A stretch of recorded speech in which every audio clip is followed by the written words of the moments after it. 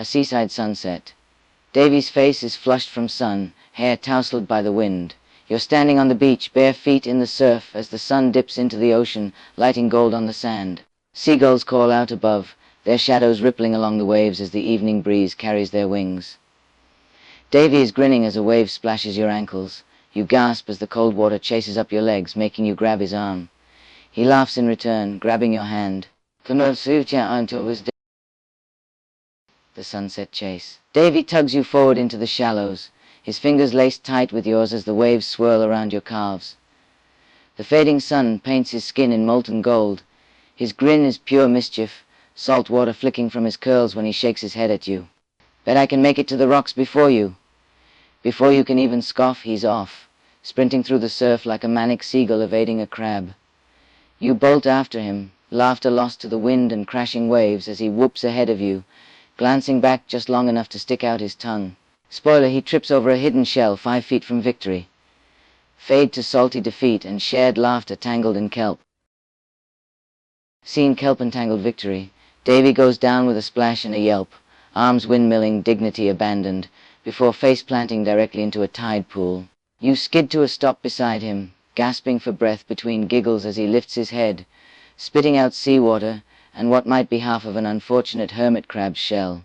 You cheated, he accuses, wiping his mouth with the back of his hand while struggling to untangle his legs from the kelp that's currently trying to strangle him like seaweed shackles. There was a bloody ambush in the water.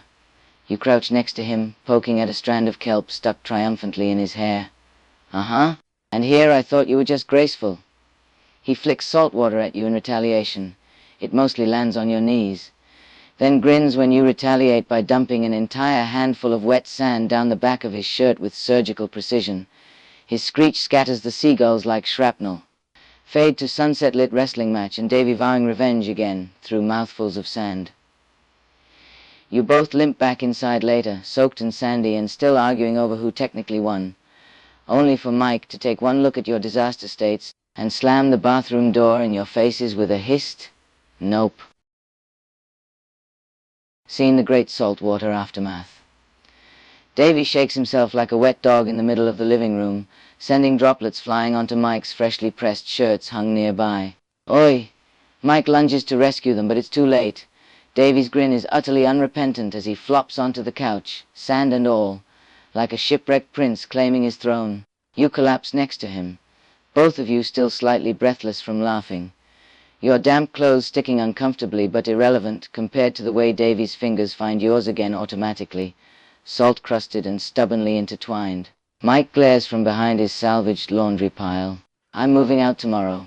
Davy throws an arm over his eyes with dramatic flair. Alas, betrayed by mine own bandmate, abandoned in mine hour of need. His free hand squeezes yours conspiratorially before adding, also someone stole my last dry sock. He cracks one eye open at you accusingly.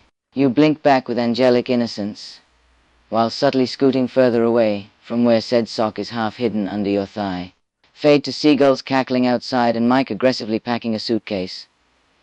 Bonus scene, Peter wanders in later holding a spatula like Excalibur 2.0, only to freeze at the sight of 2 disaster humans grinning up at him from their sandcastle couch fort.